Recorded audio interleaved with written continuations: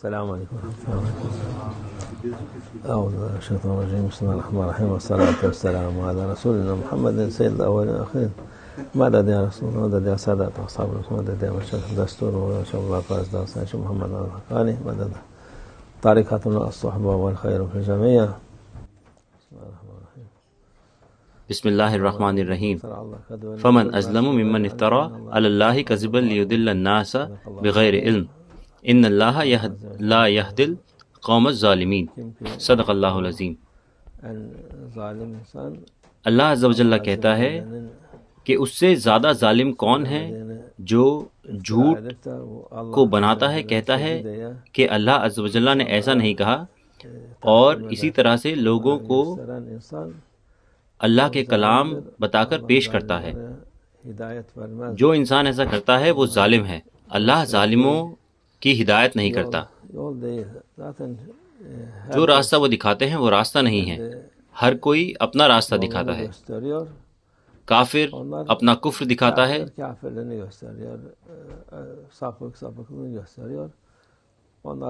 گمراہ اپنی گمراہی دکھاتا ہے. یہ پہلے سے ہی صاف ہے.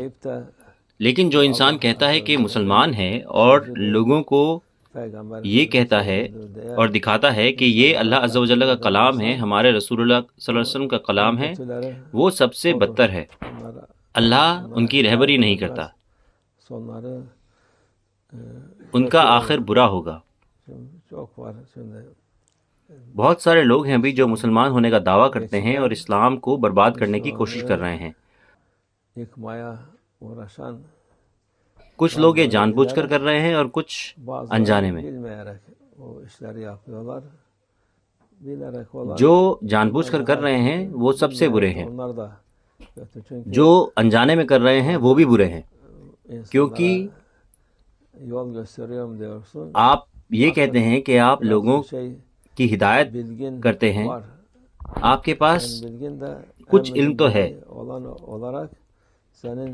آپ کے علم میں سے سب سے ضروری علم یہ ہے کہ جو اللہ عز و جل نے نہیں کہا، اور اس کو آپ دکھاتے ہیں لوگوں کو اللہ کا راستہ بتا کر.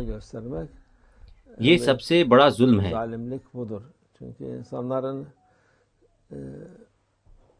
کیونکہ آپ لوگوں کے ایمان کے ساتھ کھیل رہے ہیں،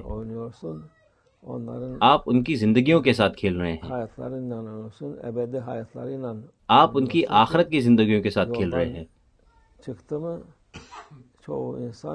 جس سے کہ جب وہ گمراہ ہو جائیں تو زیادہ تر لوگ ہلاک ہو جاتے ہیں.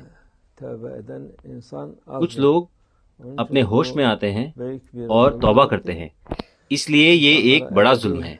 لوگوں کو آخرت کی برائی کے لیے چھوڑنا، بری زندگی آخرت کی، اور انہیں راستے سے ہٹانا سب سے بری چیز ہے.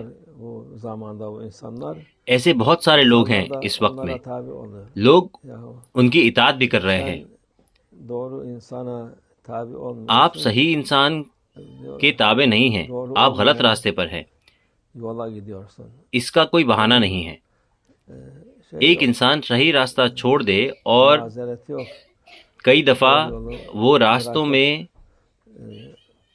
شک و شبہ میں پڑ جائے، لیکن وہ پھر بھی واپس جا سکتا ہے اور صحیح راستے پر جا سکتا ہے.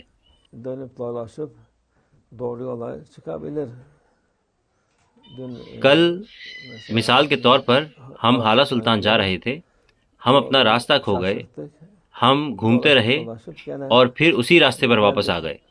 لیکن اگر آپ غلط راستے پر چلتے ہیں اور اسی راستے پر چلتے رہتے ہیں تو آپ کبھی بھی نہیں پہنچیں گے. آپ راستے سے بھٹک گئے ہیں. اگر آپ صحیح راستے پر واپس نہیں آئیں گے تو آپ کہیں بھی نہیں پہنچیں گے، آپ بھٹک جائیں گے. آپ غلط راستوں پر چلیں گے، ان راستوں پر جو آپ کو برباد کر دیں گے.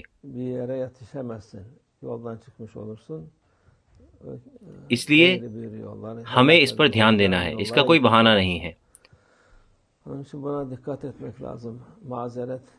لوگ کہتے ہیں کہ میں انجانے میں اس آدمی کے پیچھے چل پڑا یا اس عورت کے پیچھے، انہوں نے ایسا کہا یا ویسا کہا، انہوں نے خوبصورتی سے بولا، میں نے پھر ان کی اطاعت کی. یہ کوئی بہانہ نہیں ہے. اس پر دیکھیں، پوچھیں اور تحقیق کریں کہ سچ کیا ہے۔ اگر یہ سچ ہے تو اس کو اپنائیں، اگر یہ سچ نہیں ہے تو آپ کے لیے یہ جیت ہوگی کہ آپ فوراً واپس آ جائیں جہاں پر بھی آپ ہوں۔ اللہ ہماری حفاظت فرمائے۔ ابھی بہت سارے دجال ہیں، بہت جھوٹے ہیں، جھوٹے پیغمبر آئے ہیں ہمارے رسول اللہ صلی اللہ علیہ وسلم کے بعد، ان کے بعد پھر جھوٹے عالم اور برے عالم، لاکھوں لوگوں نے ان کے راستے کو اپنایا اور برباد ہو گئے۔ اللہ ہماری حفاظت فرمائے۔ ہمیں اس کے بارے میں ہوشیار رہنا ہے۔ ہمارا یہ راستہ صحیح راستہ ہے، یہ صاف ہے اور واضح ہے سب کو۔ جو بھی اس کو چھوڑتا ہے اور غلط راستے پر جاتا ہے وہ خود ہی اس کا ذمہ دار ہے۔ اللہ ہماری حفاظت فرمائے، اللہ ہمیں محفوظ رکھے انشاءاللہ۔ ومن اللہ توفیق۔ الفاتحہ۔